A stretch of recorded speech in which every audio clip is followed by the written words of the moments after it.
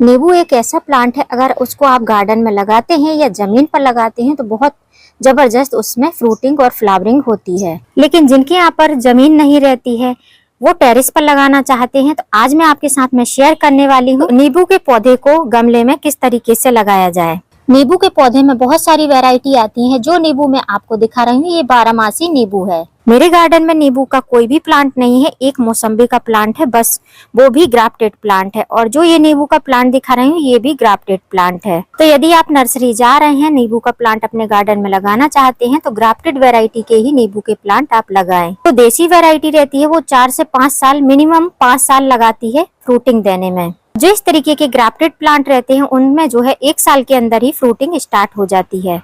जो प्लांट मैं आपको दिखा रही हूँ इसमें फ्रूटिंग चालू भी है, मतलब इसमें फ्रूट, काफी सारे फ्रूट झड़ भी चुके हैं और काफी सारे फ्रूट इसमें नए नए बन भी रहे हैं। आज इस प्लांट को मैं अपने प्लांटर में लगाने वाली हूँ, जो कि मैं टेरेस गार्डनिंग करती हूँ। तो गमले में इसको लगाऊंगी, किस तरीके का गमला यूज करूंगी, कैसी मिट्टी बनाऊंगी और इसमें कौन से खाद डालने वाली हूँ, उन सभी चीजों को आज आपके साथ में साझा करने वाली हूँ। हेलो फ्रेंड, मैं सबिता ग्रीन गार्डन गुजरात से। बारिश का सीजन चालू है और बारिश के सीजन में अगर आप नर्सरी जाते हैं तो ऐसे कोई ज्यादा फ्लावरिंग प्लांट आपको रेयर ही देखने को मिलेंगे। लेकिन अगर आप फ्रूटिंग प्लांट की बात करेंगे तो नर्सरी में आपको तरह तरह के फ्रूटिंग प्लांट देखने को मिल जाएंगे। तो कल था सैटरडे को मैं भी गई थी नर्सरी, जहां पर मुझे ये नींबू का प्लांट देखने को मिला। इसको देखते ही मैंने अपने गार्डन में इसको ऐड करने का सोच लिया। इस प्लांट की हाइट 5 फुट से भी ज्यादा है और ये प्लांट काफी ज्यादा घना भी हो रखा है। काफी सारे फ्रूट भी लगे हुए हैं, लगभग 20 के करीब इसमें नींबू लगे हुए हैं। और ये जो नींबू है ये 12 मासी नींबू है, इसमें जूस काफी ज्यादा है। आज आपके साथ मैं इसकी रिपोर्टिंग भी शेयर करूंगी, फर्टिलाइजर भी शेयर करूंगी। मेरे प्लांट में फ्रूटिंग हो रखी है, तो फ्रूटिंग होते टाइम अगर आप रिपोर्टिंग करते हैं तो कौन कौन सी खाद आपको डालना है वो भी आपके साथ में मैं शेयर करने वाली हूँ। सबसे पहले इसका आप पॉलीबैग देखेंगे तो ये इस तरीके के, जैसे बंगाल तरफ से जो प्लांट आते हैं तो ऐसे पॉलीबैग में लगे हुए होते हैं, जो कि बोरी के बने होते हैं। और इसकी जो मिट्टी है वो चिकनी ब्लैक मिट्टी है, जो ब्राउनिश ब्लैक मिट्टी होती है, जो कि मंगाल टाइप के प्लांट रहते हैं उनमें इस तरीके की मिट्टी का यूज होता है। तो ये मिट्टी काफी अच्छी होती है। अगर रेड सॉइल होती तो हमको रेड सॉइल हटाना पड़ता, लेकिन इस मिट्टी को हमको बिल्कुल भी डैमेज नहीं करना है। तो इससे एक बात क्लियर हो जाती है कि जब इसकी हम रिपोर्टिंग करेंगे तो रूट बॉल को हम बिल्कुल भी डिस्टर्ब नहीं करेंगे। तो सबसे पहला पॉइंट तो यही है इस प्लांट को लेने का, कि इसकी मिट्टी मुझे अच्छी दिखी, इसलिए मैंने इस प्लांट को परचेज किया है। दूसरा, प्लांट काफी हेल्दी था, नीचे का ब्रांच है ये काफी अच्छी मोटी थी, इसलिए मैंने इस प्लांट को लिया है। तो जब भी आप नींबू का प्लांट लेते हैं तो कोई पतली ब्रांच वाला प्लांट मत लीजिए, अच्छी जो है थिकनेस हो, मोटी ब्रांच हो, उस प्लांट को आपको लेना है। क्योंकि जब प्लांट की मेन स्टेम्प अच्छी हेल्दी रहेगी, मजबूत रहेगी, तभी आपका पौधा ऊपर की तरफ अच्छे से ग्रोथ करेगा और उसमें फ्रूटिंग फ्लावरिंग होगी। अब इस प्लांट को लगाने के लिए किस तरीके का सॉइल मिक्स यूज करने वाली हूँ वो आपको मैं बता देती हूँ। अब इस प्लांट की रिपोर्टिंग करनी है, आपके पास में इस तरीके की मिट्टी हो तो आप ऐसी ही मिट्टी में एज इट इज ऐसे ही इसको लगा सकते हैं, तो सेम मिट्टी में प्लांट अच्छे से ग्रोथ करेगा। लेकिन हमारे यहाँ की ये डिफरेंट सॉइल है, इसमें ब्लैक मिट्टी नहीं है, तो अब हम इसी सॉइल में इसको रिपोर्ट करेंगे। तो ये है गार्डन सॉइल। गार्डन की सॉइल वही सॉइल है जो कि हमारे गमले की मिट्टी रहती है। उन्हीं गमले की मिट्टी को मैं सीजन बाई सीजन धूप दिखाकर बोरी में भर देती हूँ और अभी उसको मैंने निकाला है और एक बार फिर से मैंने उसको इस तरीके से धूप में रख दिया है।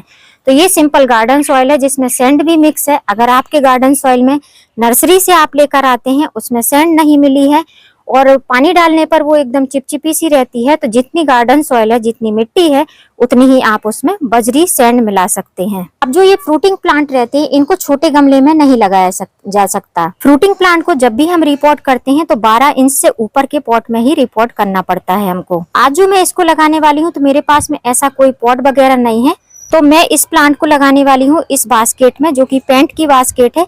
15 लीटर की बकेट है। इसमें प्लांट काफी अच्छे से ग्रोथ भी करेगा और थोड़ा सा 1 साल तक इसमें स्टेबल भी हो जाएगा।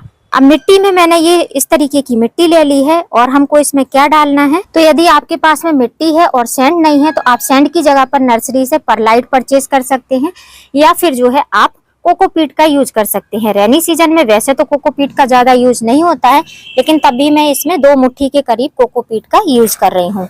इससे जो है आपका सॉइल मीडिया काफी अच्छा भुरभुरा हो जाता है और जो प्लांट आप लगाते हैं उसमें रूट काफी अच्छी डेवलप होती हैं। उसके बाद में हम इसमें यूज करने वाले हैं ये चीज। ये क्या है? ये है बर्मी कंपोस्ट। ये 1 किलो का पैकेट है। आपके पास में बर्मी कंपोस्ट नहीं है, गोबर की खाद है जो कि सूखी हुई होनी चाहिए और सड़ी हुई गोबर की खाद होनी चाहिए, उसको आप डाल सकते हैं। लेकिन रेनी सीजन में मेरे पास में गोबर की खाद है भी नहीं, और अगर मैं जाकर किसी से लेकर भी आती हूँ तो काफी गीली मिलेगी और उसके साथ में कीट पतंग भी काफी सारे आ जाएंगे। इसलिए मैं गोबर की खाद नहीं, बर्मी कंपोस्ट का यूज कर रही हूँ। तो अब इसमें हम बर्मी कंपोस्ट डाल देंगे। ये 1 किलो है, 1 किलो का पैकेट है। तो 1 किलो का पैकेट अभी हम पूरा नहीं डालेंगे क्योंकि अभी रेनी सीजन का टाइम है और हमारा प्लांट जो है फ्रूटिंग ऑलरेडी कर रहा है। तो इसमें मैंने ½ kg के करीब इसमें बर्मी कंपोस्ट डाल दिया है।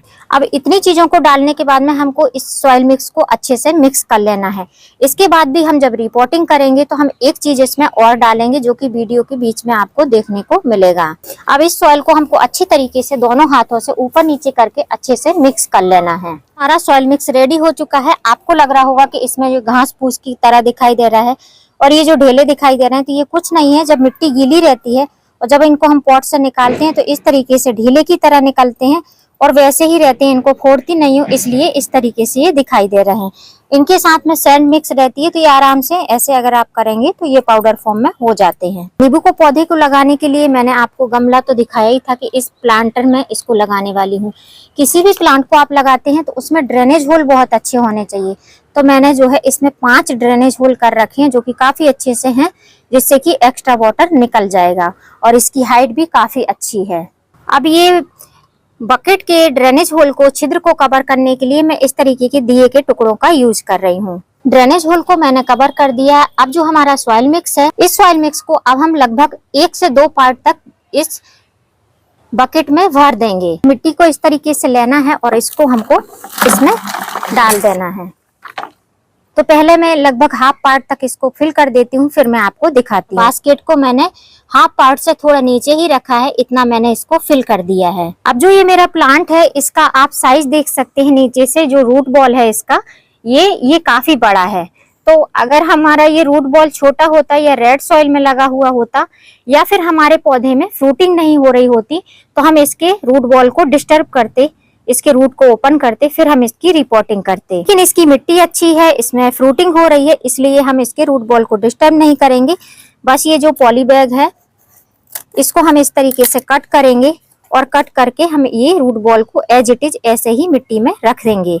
अब मैं चाहूँ तो ये पॉली बैग को बचा भी सकती थी, मैं नीचे से इसको ढीला करके निकाल भी सकती थी, लेकिन ये जो ब्लैक सॉइल रहती है काफी अच्छी भुरभुरी रहती है, जिसके कारण से अगर हम इसकी ये पॉली बैग को बचाने के चक्कर में रहेंगे तो रूट बॉल डिस्टर्ब हो जाएगा। तो इसको हम ऐसे ही साइड से कट करके और रूट बॉल को उठा के हमारे बास्केट में रख देंगे। तो दोनों तरफ से पॉली बैग को हमने कट कर लिया है और हम ऐसे करके इसमें से इसको निकालेंगे। कोशिश करेंगे कि इसकी रूट बॉल को हम बिल्कुल भी डिस्टर्ब ना करें। अगर थोड़ी थोड़ी मिट्टी निकल जाती है तो कोई प्रॉब्लम नहीं है। तो मैंने इस बोरी को यहाँ से निकाल लिया है। अब इसको हम उस बास्केट में रखेंगे। अब इसमें हम रूट बॉल को रखें उसके पहले हम एक फर्टिलाइजर और इसमें मिक्स करेंगे, वो है ये चीज। ये क्या है? ये हमारे पौधे की जो मिट्टी है उसको भी काफी अच्छा सुरक्षित रखेगा और जो रूट है उनके रूट का डेवलपमेंट बहुत अच्छे से होगा। ऑर्गेनिक है, इसको बोलते हैं नीम खली या नीम केक। ये आपको ऑनलाइन भी मिल जाएगा और ऑफलाइन भी मिल जाएगा। मैंने जो है ऑफलाइन ही खरीदा है लोकल नर्सरी शॉप से। तो नर्सरी में बहुत आसानी से आपको ये नीम केक मिल जाएगा। ये मेरा लगभग 400 ग्राम का है जो कि मुझे 80 रुपए का पड़ा है। तो इसको हम लगभग 2 से 3 मुट्ठी डालेंगे, लेकिन अभी जो है 1 मुट्ठी के करीब हम नीचे इसके बेस में डालेंगे। अब आप लोग बोलेंगे कि इसको आप सॉइल मिक्स में भी मिक्स कर सकती थी। तो सॉइल मिक्स में मिक्स करती तो आधा तो नीम खली वेस्ट हो जाता, एकदम नीचे साइड डाउन साइड में रहता, जो कि पानी के साथ ऐसे ही बह जाता। तो 1 मुट्ठी भर के हमको लेना है और इसको हमको ऐसे स्प्रिंकल कर देना है। ये जो रूट बॉल है हमारे नींबू के प्लांट का, उसको हमको प्लांट को इस पर रखना है। तो अब इसको एज इट इज ऐसे ही उठाकर रख दूंगी और रखना इस तरीके से है जिससे कि पौधा आपका एकदम सीधा रहना चाहिए, स्टेबल रहना चाहिए। इस तरीके से आपको इस पौधे को रखना है। तो मेरा पौधा जो है जैसा मैं पकड़ी हूँ ऐसे में ही सीधा रहेगा। आप चाहो तो साइड साइड से इसके रूट बॉल को आप थोड़ा थोड़ा तोड़ सकते हो, ऐसे थोड़ा थोड़ा इसको साइड साइड से ब्रेक कर सकते हो, लेकिन नीचे की मिट्टी को आपको बिल्कुल भी नहीं हटाना है। गमले में रख के आप तोड़ोगे तो कोई दिक्कत नहीं है, बहुत ज्यादा नहीं इसको ब्रेक करना है, उससे जो है इसकी फ्रूटिंग पर असर पड़ सकता है। अब मेरा पौधा एकदम सेंटर में रखा हुआ है, पौधे को आपको बिल्कुल सेंटर में रखना है। अब साइड साइड से हम मिट्टी इसमें फिल करेंगे।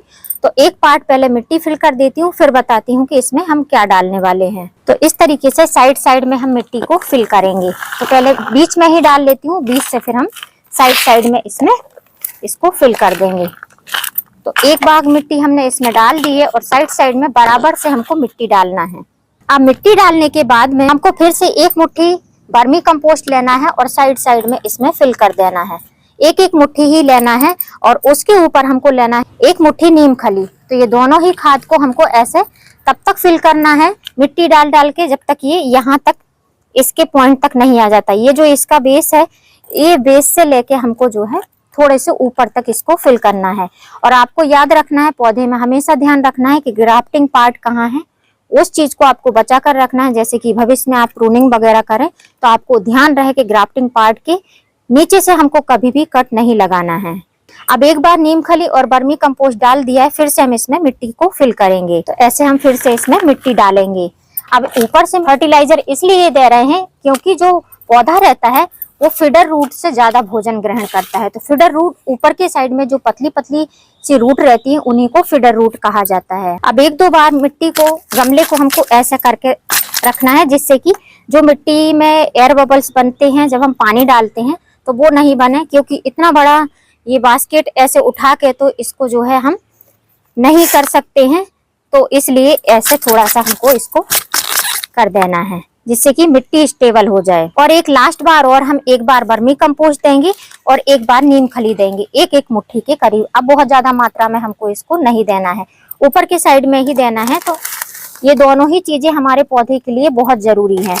और स्पेशली अगर आपके पौधे में फ्रूटिंग हो रही है तो और कोई फर्टिलाइजर देने की आपको बिल्कुल भी जरूरत नहीं है।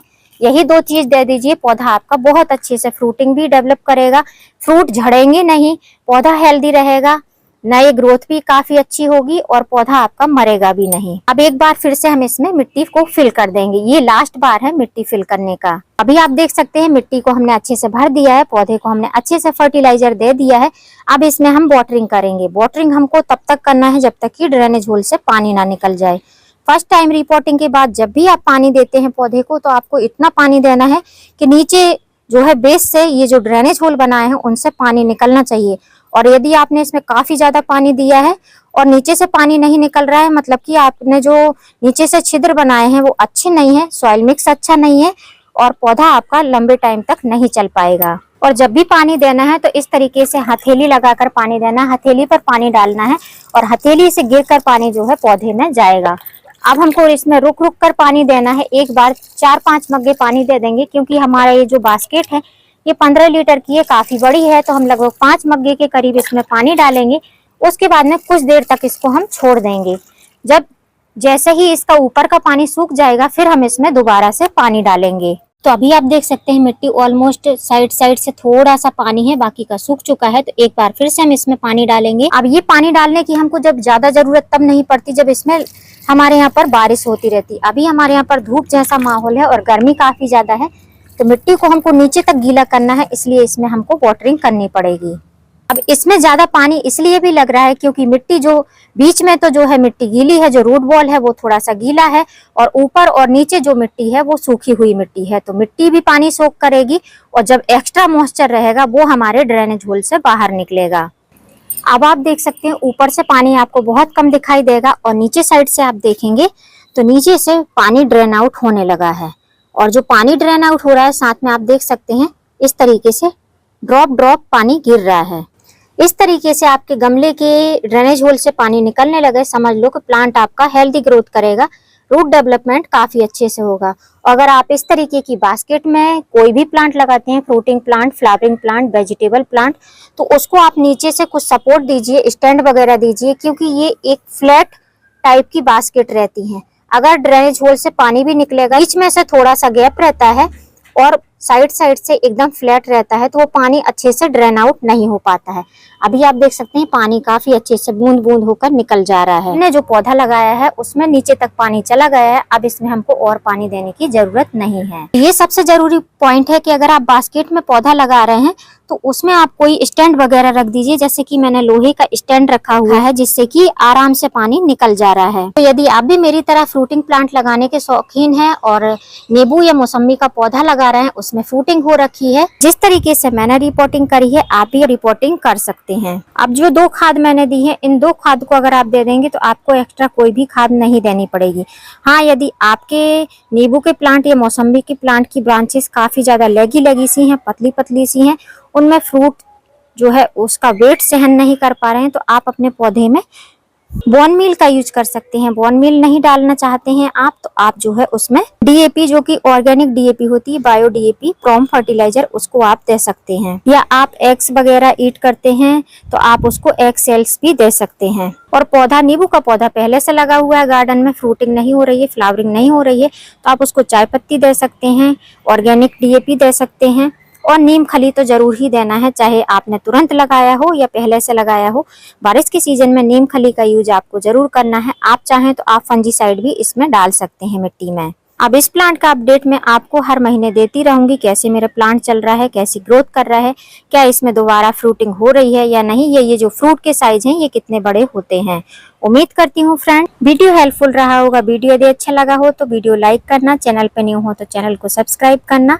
और यदि आप भी इस रेनी सीजन में कोई नींबू का प्लांट लगाना चाहते हैं या कोई भी फ्रूटिंग प्लांट, क्योंकि नर्सरी में इस टाइम पर डिफरेंट टाइप के ग्राफ्टिंग फ्रूटिंग प्लांट मिल रहे हैं, उनको लगाना चाहते हैं तो जैसे मैंने लगाया है वैसे आप लगा सकते हैं। और मेरे साथ साथ अपने पौधे को भी, जैसे मेरा पौधा बड़ा होगा वैसे ही आप भी अपने पौधे को अच्छी तरीके से ग्रो कर सकते हैं। फिर मिलूंगी फ्रेंड किसी नई वीडियो में नए टॉपिक के साथ, तब तक के लिए हैप्पी गार्डनिंग।